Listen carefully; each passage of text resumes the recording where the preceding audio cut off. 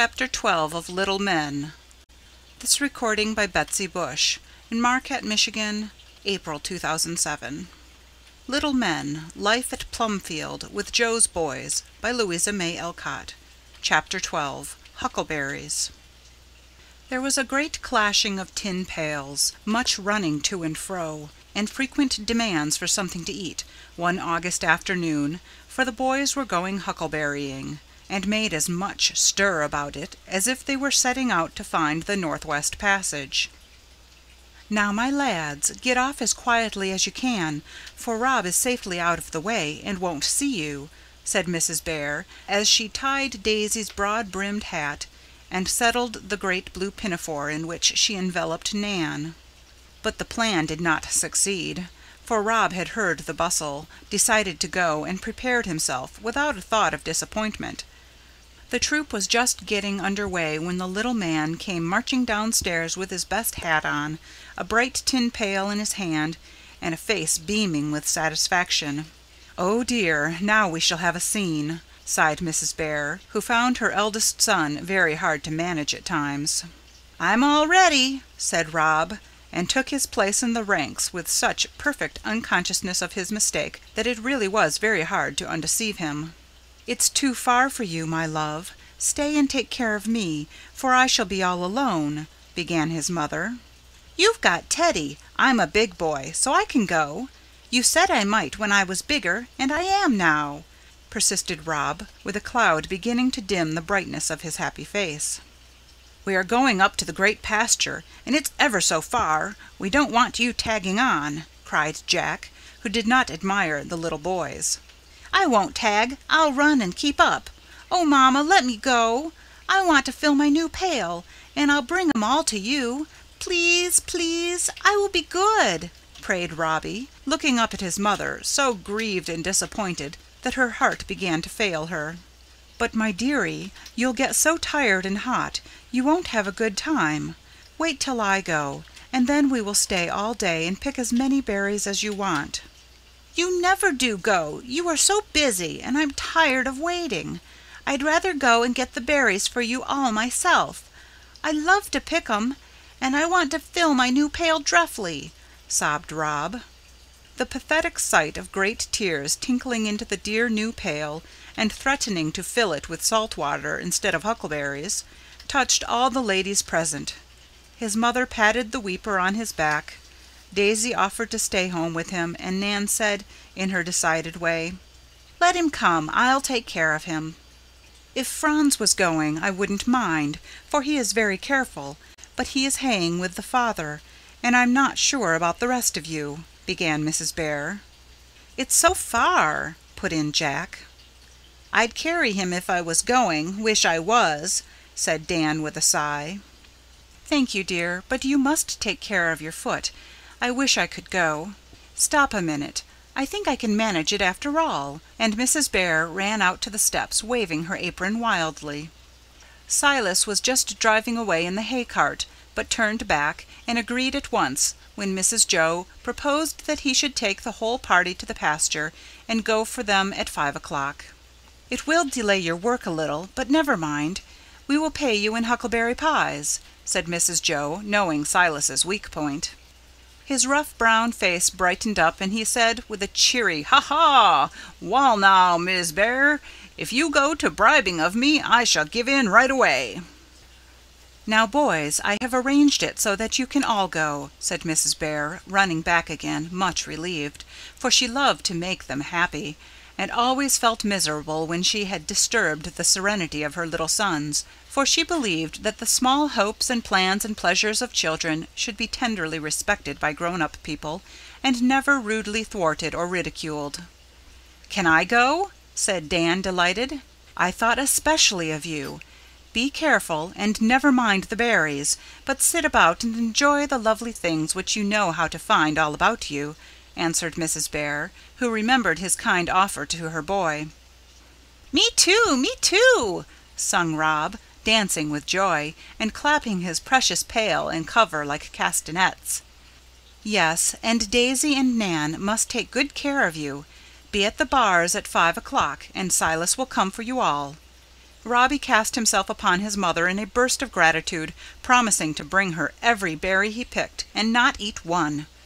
Then they were all packed into the hay cart, and went rattling away, the brightest face among the dozen being that of Rob, as he sat between his two temporary little mothers, beaming upon the whole world, and waving his best hat, for his indulgent mamma had not the heart to bereave him of it, since this was a gala day to him.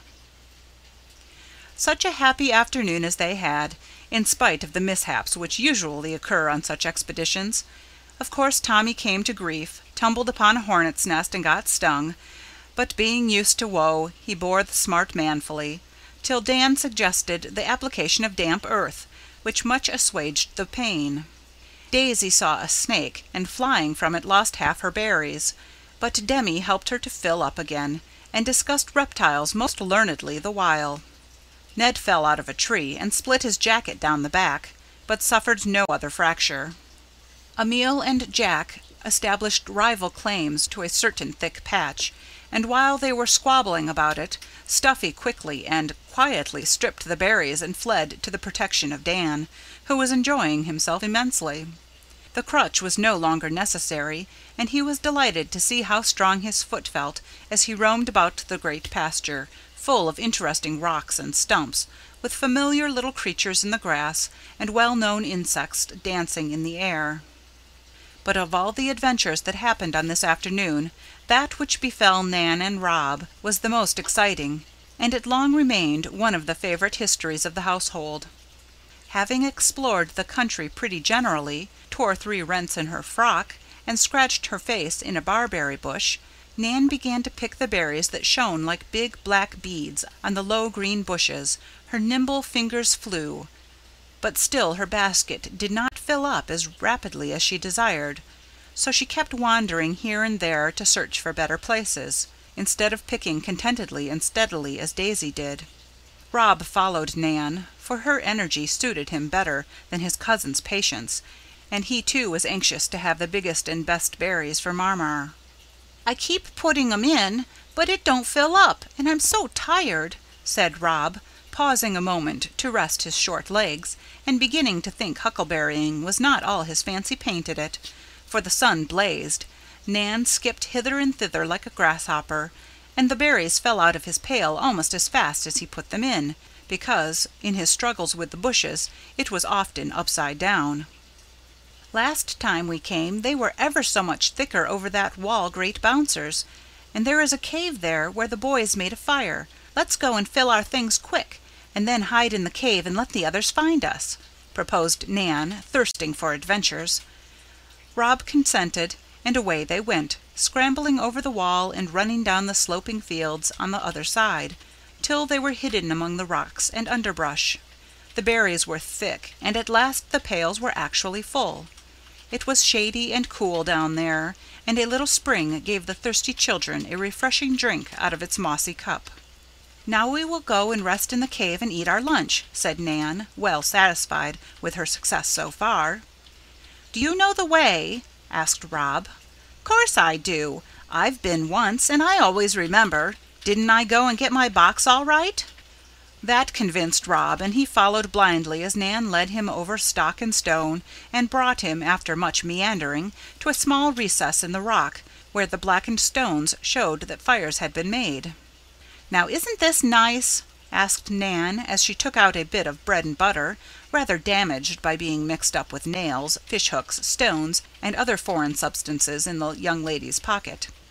"Yes. Do you think they will find us soon?" asked Rob, who found the shadowy glen rather dull, and began to long for more society. "No, I don't, because if I hear them I shall hide, and have fun making them find me." "Perhaps they won't come." "Don't care. I can get home myself." "Is it a great way?" asked Rob, looking at his little stubby boots, scratched and wet with his long wandering. "It's 6 miles, I guess." Nan's ideas of distances were vague, and her faith in her own powers great. "I think we better go now," suggested Rob presently. "I shan't till I have picked over my berries," said Nan, and Nan began what seemed to Rob an endless task. "Oh dear, you said you'd take good care of me," he sighed, as the sun seemed to drop behind the hill all of a sudden. "Well, I am taking good care of you as hard as I can. Don't be cross, child. I'll go in a minute," said Nan, who considered 5-year-old Robbie a mere infant compared to herself. So little Rob sat looking anxiously about him and waiting patiently, for spite of some misgivings, he felt great confidence in Nan. "I guess it's going to be night pretty soon," he observed, as if to himself, as a mosquito bit him and the frogs in a neighbouring marsh began to pipe up for the evening concert. "My goodness me, so it is! Come right away this minute, or they will be gone," cried Nan, looking up from her work and suddenly perceiving that the sun was down. "I heard a horn about an hour ago. Maybe they were blowing for us," said Rob, trudging after his guide as she scrambled up the steep hill. "Where was it?" asked Nan, stopping short. "Over that way." He pointed with a dirty little finger in an entirely wrong direction.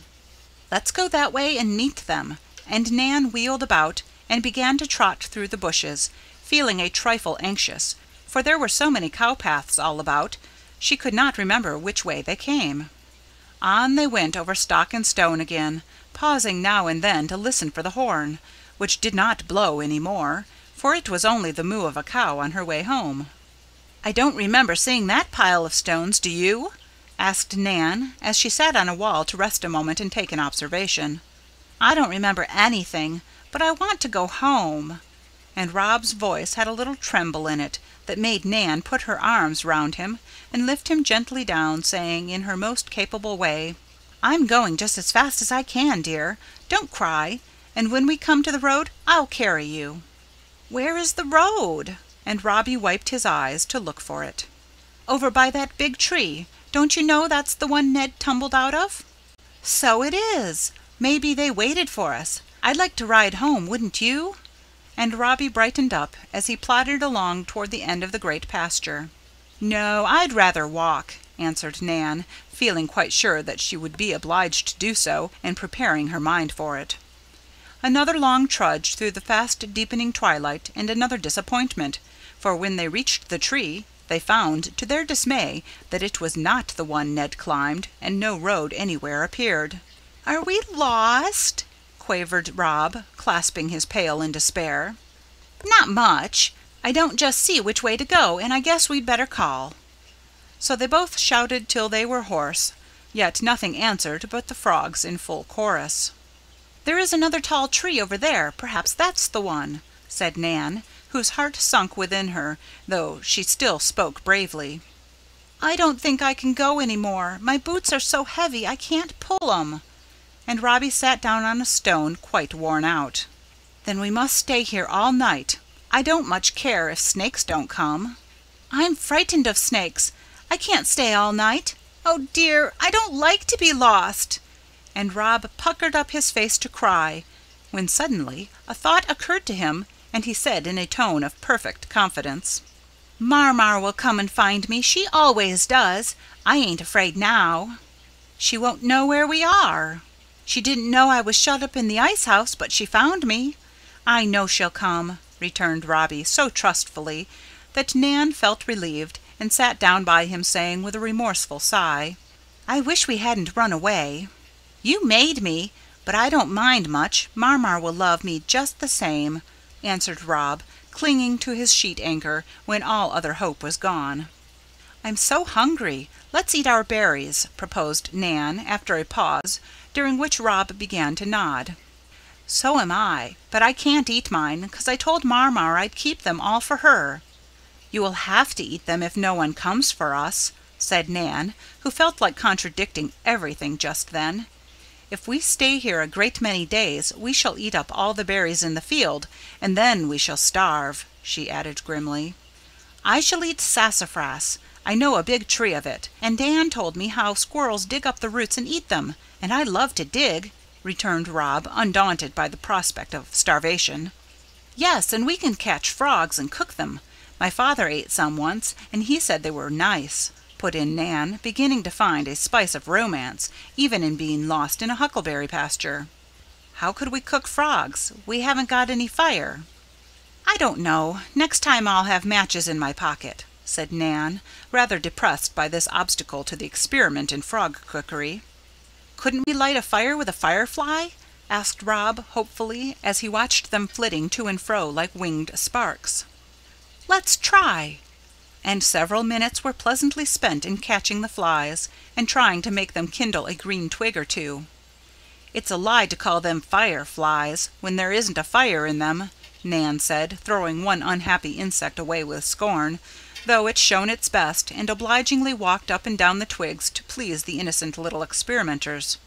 "Marmar's a good while coming," said Rob, after another pause, during which they watched the stars overhead, smelt the sweet fern crushed underfoot, and listened to the crickets' serenade.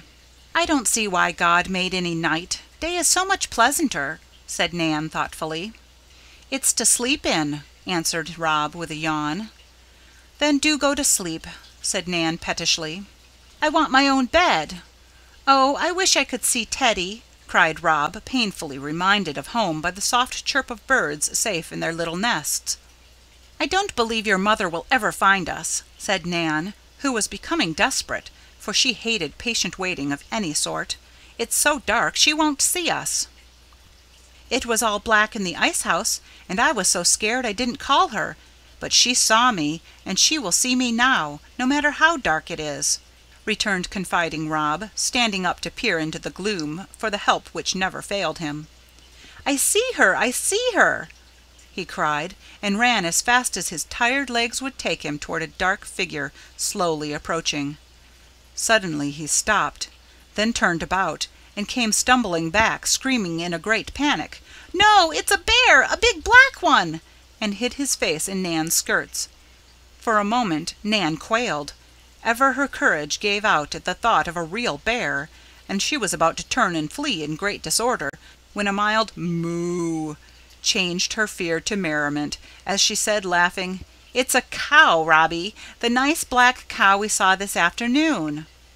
The cow seemed to feel that it was not just the thing to meet two little people in her pasture after dark, and the amiable beast paused to inquire into the case. She let them stroke her, and stood regarding them with her soft eyes so mildly that Nan, who feared no animal but a bear, was fired with a desire to milk her.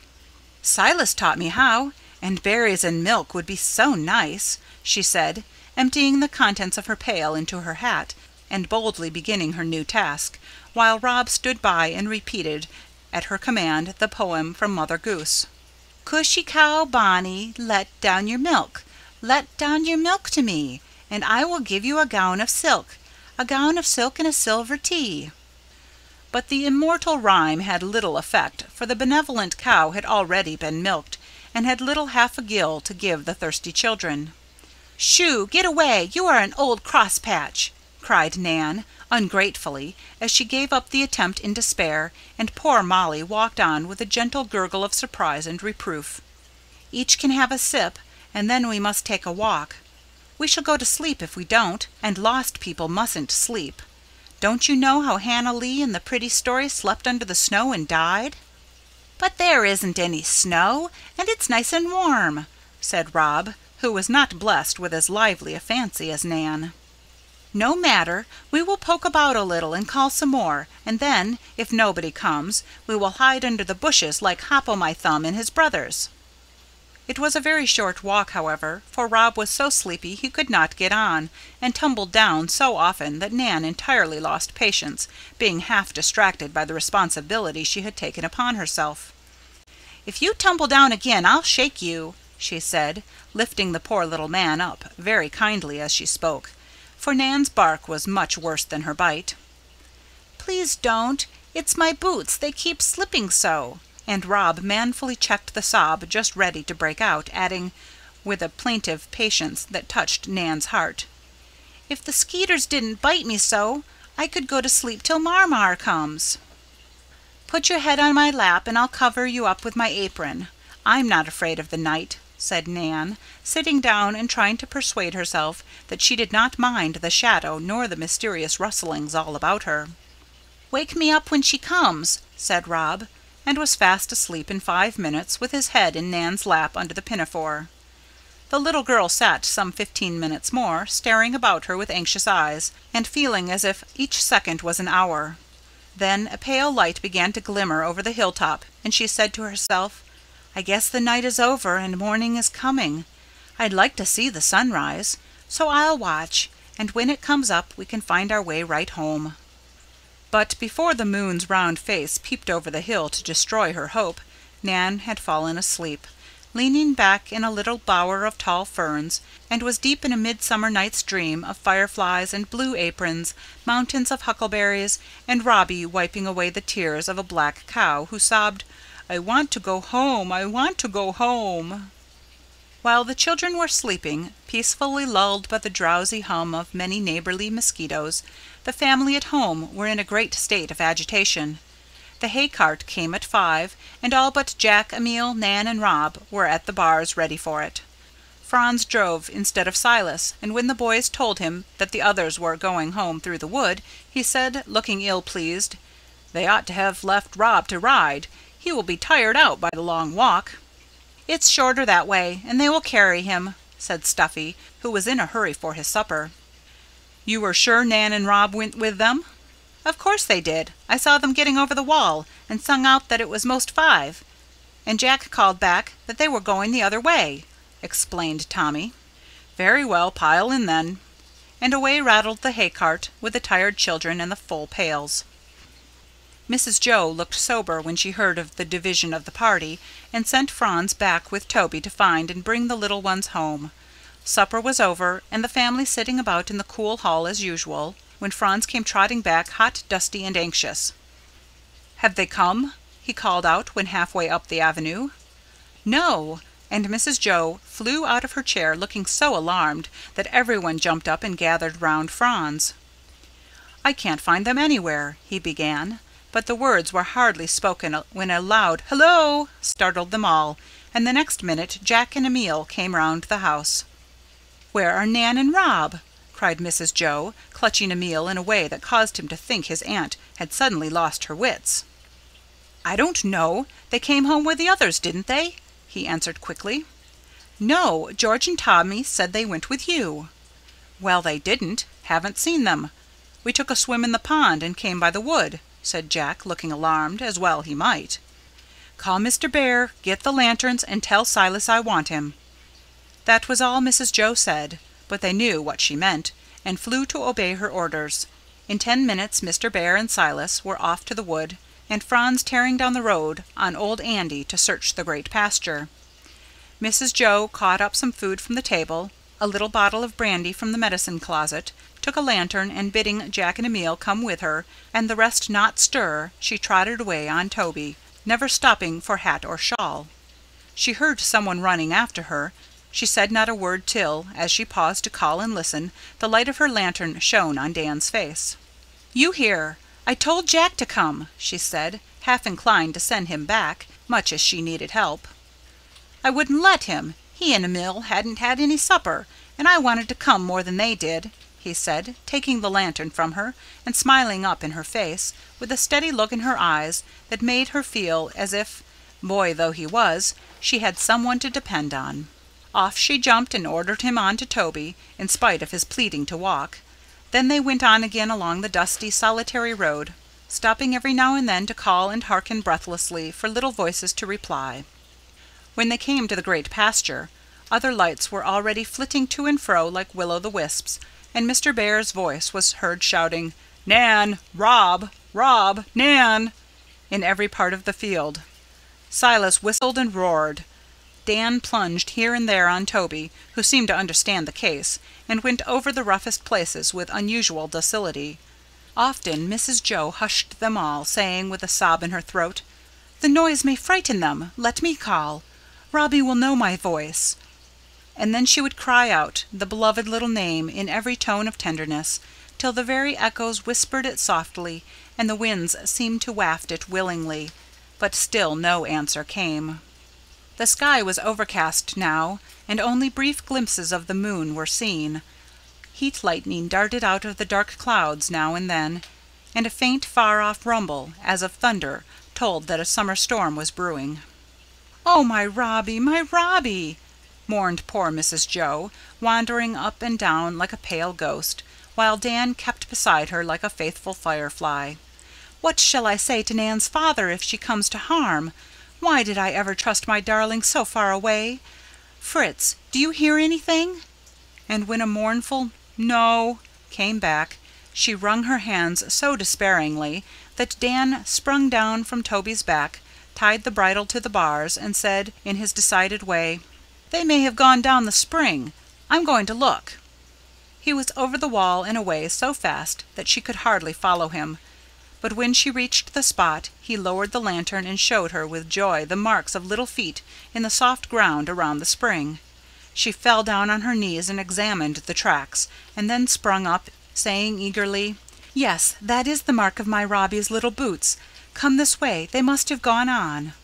Such a weary search, but now some inexplicable instinct seemed to lead the anxious mother, for presently Dan uttered a cry, and came up a little shining object laying on the path. It was the cover of the new tin pail, dropped in the first alarm of being lost. Mrs. Jo hugged and kissed it as if it were a living thing, and when Dan was about to utter a glad shout to bring the others to the spot, she stopped him, saying, as she hurried on, "No, let me find them. I let Rob go, and I want to give him back to his father all myself." A little farther on Nan's hat appeared, and after passing the place more than once, they came at last upon the babes in the wood, both sound asleep. Dan never forgot the little picture on which the light of his lantern shone that night. He thought Mrs. Jo would cry out, but she only whispered, "Hush," as she softly lifted away the apron and saw the little ruddy face below. The berry-stained lips were half open as the breath came and went. The yellow hair lay damp on the hot forehead, and both the chubby hands held fast the little pail still full. The sight of the childish harvest, treasured through all the troubles of that night for her, seemed to touch Mrs. Jo to the heart, for suddenly she gathered up her boy and began to cry over him, so tenderly yet so heartily that he woke up, and at first seemed bewildered. Then he remembered and hugged her close, saying with a laugh of triumph, "I knew you'd come. Oh, Marmar, I did want you so." For a moment they kissed and clung to one another, quite forgetting all the world, for no matter how lost and soiled and worn out wandering sons may be, mothers can forgive and forget everything as they fold them in their fostering arms. Happy the son whose faith in his mother remains unchanged, and who, through all his wanderings, has kept some filial token to repay her brave and tender love. Dan, meantime, picked Nan out of her bush, and with a gentleness none but Teddy ever saw in him before, he soothed her first alarm at the sudden waking, and wiped away her tears, for Nan also began to cry for joy. It was so good to see a kind face, and feel a strong arm round her, after what seemed to her ages of loneliness and fear. "My poor little girl, don't cry. You are all safe now, and no one shall say a word of blame tonight," said Mrs. Jo, taking Nan into her capacious embrace, and cuddling both children as a hen might gather her lost chickens under her motherly wings. "It was my fault, but I'm sorry. I tried to take care of him, and I covered him up and let him sleep, and didn't touch his berries, though I was so hungry, and I never will do it again, truly never, never," sobbed Nan, quite lost in a sea of penitence and thankfulness. "Call them now, and let us get home," said Mrs. Jo, and Dan, getting upon the wall, sent a joyful word, "Found!" ringing over the field. How the wandering lights came dancing from all sides, and gathered round the little group among the sweet fern bushes. Such a hugging and kissing and talking and crying as went on must have amazed the glowworms, and evidently delighted the mosquitoes, for they hummed frantically, while the little moths came in flocks to the party, and the frogs croaked as they could not express their satisfaction loudly enough. Then they set out for home, a queer party, for Franz rode on to tell the news, Dan and Toby led the way, then came Nan in the strong arms of Silas, who considered her the smartest little baggage he ever saw, and teased her all the way home about her pranks. Mr. Bhaer would let no one carry Rob but himself, and the little fellow, refreshed by sleep, sat up and chattered gaily, feeling himself a hero, while his mother went beside him, holding on to any part of his precious little body that came handy, and never tired of hearing him say, "I knew Marmar would come. or seeing him lean down to kiss her and put a plump berry into her mouth, "'cause he picked 'em all for her." The moon shone out just as they reached the avenue, and all the boys came shouting to meet them, so the lost lambs were borne in triumphant safety, and landed in the dining room, where the unromantic little things demanded supper instead of preferring kisses and caresses. They were set down to bread and milk, while the entire household stood round to gaze upon them. Nan soon recovered her spirits, and recounted her perils with a relish now that they were all over. Rob seemed absorbed in his food, but put down his spoon all of a sudden, and set up a doleful roar. "My precious, why do you cry?" asked his mother, who still hung over him. "I'm crying 'cause I was lost," bawled Rob, trying to squeeze out a tear and failing entirely. "But you are found now. Nan says you didn't cry out in the field, and I was glad you were such a brave boy." "I was so busy being frightened I didn't have any time then, but I want to cry now 'cause I don't like to be lost," explained Rob, struggling with sleep, emotion, and a mouthful of bread and milk. The boys set up such a laugh at this funny way of making up for lost time that Rob stopped to look at them, and the merriment was so infectious that after a surprised stare he burst out into a merry "ha-ha!" and beat his spoon upon the table as if he enjoyed the joke immensely. "It is 10 o'clock. Into bed, every man of you," said Mr. Bhaer, looking at his watch. "And thank heaven there will be no empty ones tonight," added Mrs. Bhaer, watching, with full eyes, Robbie going up in his father's arms, and Nan escorted by Daisy and Demi, who considered her the most interesting heroine of their collection. "Poor Aunt Jo is so tired out, she ought to be carried up herself," said gentle Franz, putting his arm round her as she paused at the stair-foot, looking quite exhausted by her fright and long walk. "Let's make an armchair," proposed Tommy. "No, thank you, my lads, but somebody may lend me a shoulder to lean on," answered Mrs. Jo. "Me! Me!" and half a dozen jostled one another, all eager to be chosen, for there was something in the pale, motherly face that touched the warm hearts under the round jackets. Seeing that they considered it an honour, Mrs. Jo gave it to the one who had earned it, and nobody grumbled when she put her arm on Dan's broad shoulder, saying with a look that made him colour up with pride and pleasure, "He found the children, so I think he must help me up." Dan felt richly rewarded for his evening's work, not only that he was chosen from all the rest to go proudly up bearing the lamp, but because Mrs. Jo said heartily, "Good night, my boy, God bless you," as he left her at her door. "I wish I was your boy," said Dan, who felt as if danger and trouble had somehow brought him nearer than ever to her. "You shall be my oldest son," and she sealed her promise with a kiss that made Dan hers entirely. Little Rob was all right next day, but Nan had a headache, and lay on Mother Bhaer's sofa with cold cream upon her scratched face. Her remorse was soon gone, and she evidently thought being lost rather a fine amusement. Mrs. Jo was not pleased with this state of things, and had no desire to have her children led from the paths of virtue, or her pupils lying round loose in huckleberry fields. So she talked soberly to Nan, and tried to impress upon her mind the difference between liberty and license, telling several tales to enforce her lecture.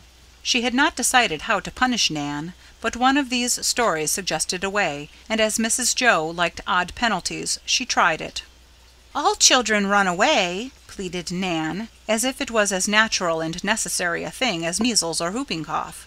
"Not all, and some who do run away don't get found again," answered Mrs. Jo. "Didn't you do it yourself?"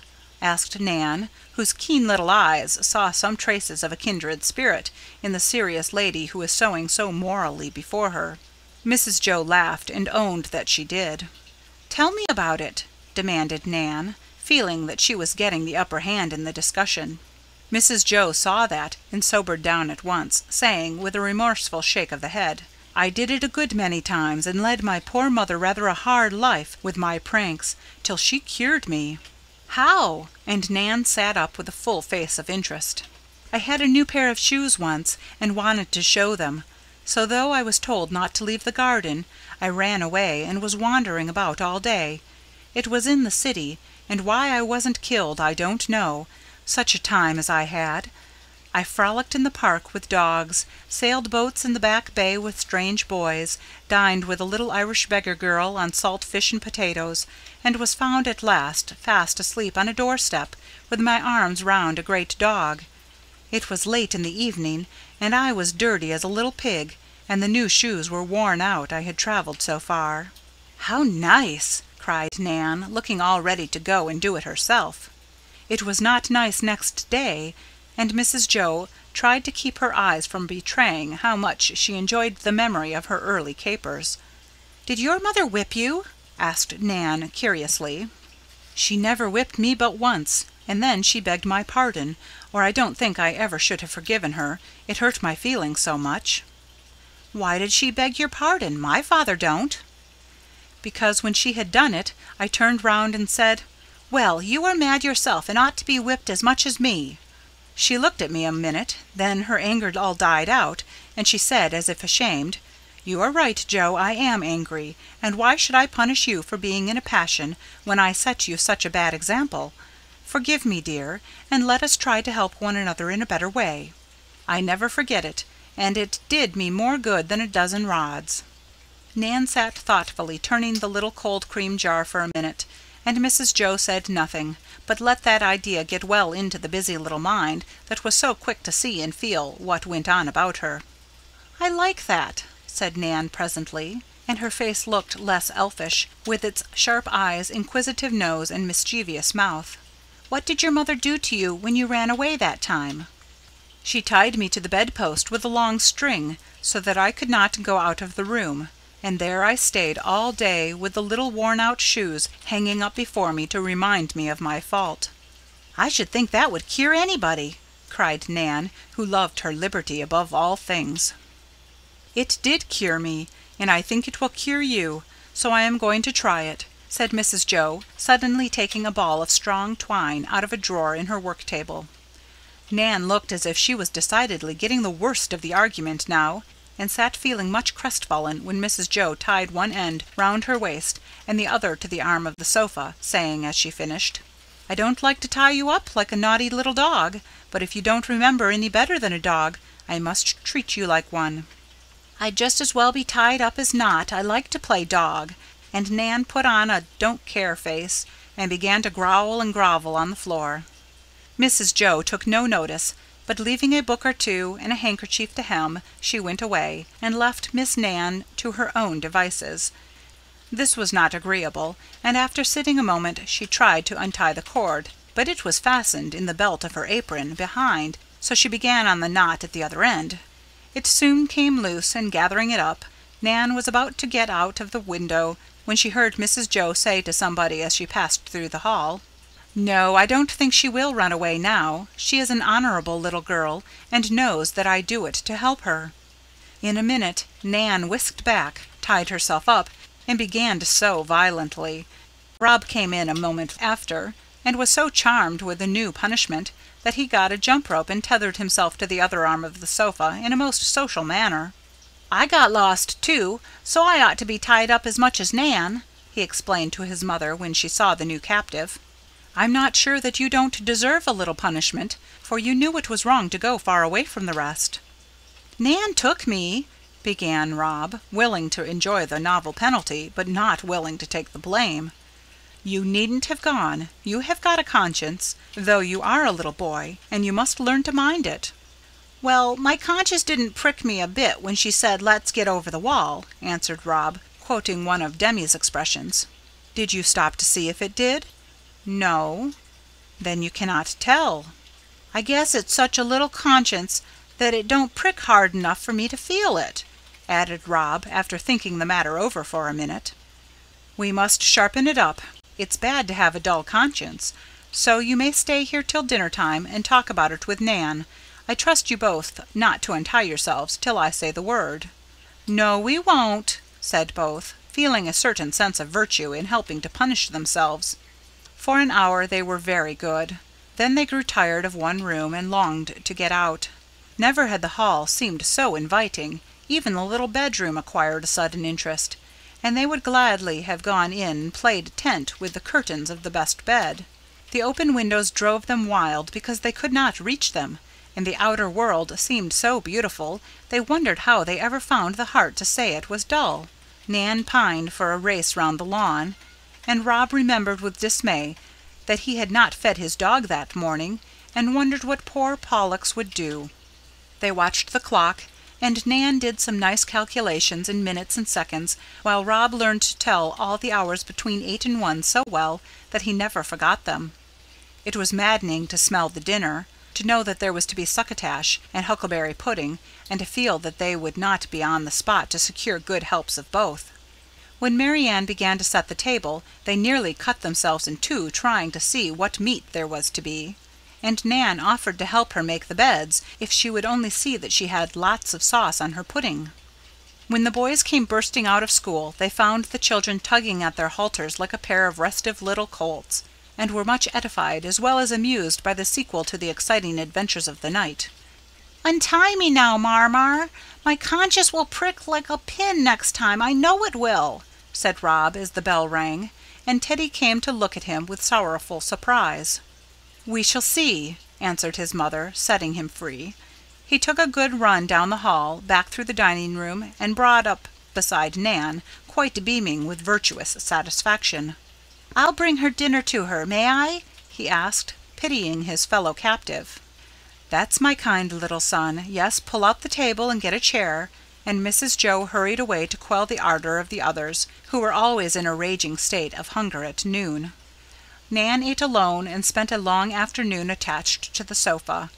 Mrs. Bhaer lengthened her bonds so that she could look out of the window, and there she stood watching the boys play, and all the little summer creatures enjoying their liberty. Daisy had a picnic for the dolls on the lawn, so that Nan might see the fun if she could not join in it. Tommy turned his best somersaults to console her.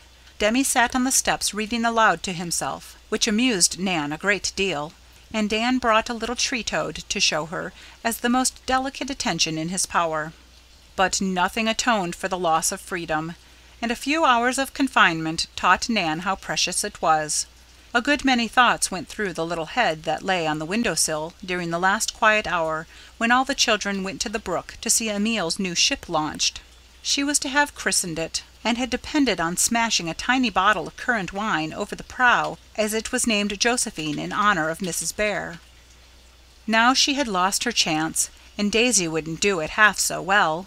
Tears rose to her eyes as she remembered that it was all her own fault, and she said aloud, addressing a fat bee who was rolling about in the yellow heart of a rose just under the window, "If you have run away, you'd better go right home, and tell your mother you are sorry, and never do so any more." "I am glad to hear you give him such good advice, and I think he has taken it," said Mrs. Jo, smiling, as the bee spread his dusty wings and flew away. Nan brushed off a bright drop or two that shone on the window-sill, and nestled against her friend as she took her on her knee, adding kindly, for she had seen the little drops and knew what they meant, "Do you think my mother's cure for running away is a good one?" "Yes, ma'am," answered Nan, quite subdued by her quiet day. "I hope I shall not have to try it again." "I guess not," and Nan looked up with such an earnest little face that Mrs. Jo felt satisfied, and said no more, for she liked to have her penalties do their own work, and did not spoil the effect by too much moralizing. Here Rob appeared, bearing with infinite care what Asia called a saucer pie, meaning one baked in a saucer. "It's made out of some of my berries, and I'm going to give you half at supper time," he announced with a flourish. "What makes you when I'm so naughty?" asked Nan meekly. "Because we got lost together. You ain't going to be naughty again, are you?" "Never," said Nan with great decision. "Oh, goody! Now let's go and get Mary Ann to cut this for us, all ready to eat. It's most tea time," and Rob beckoned with the delicious little pie. Nan started to follow, then stopped and said, "I forgot I can't go." "Try and see," said Mrs. Bhaer, who had quietly untied the cord sash while she had been talking. Nan saw that she was free, and with one tempestuous kiss to Mrs. Jo, she was off like a hummingbird, followed by Robbie, dribbling huckleberry juice as he ran. End of Chapter 12.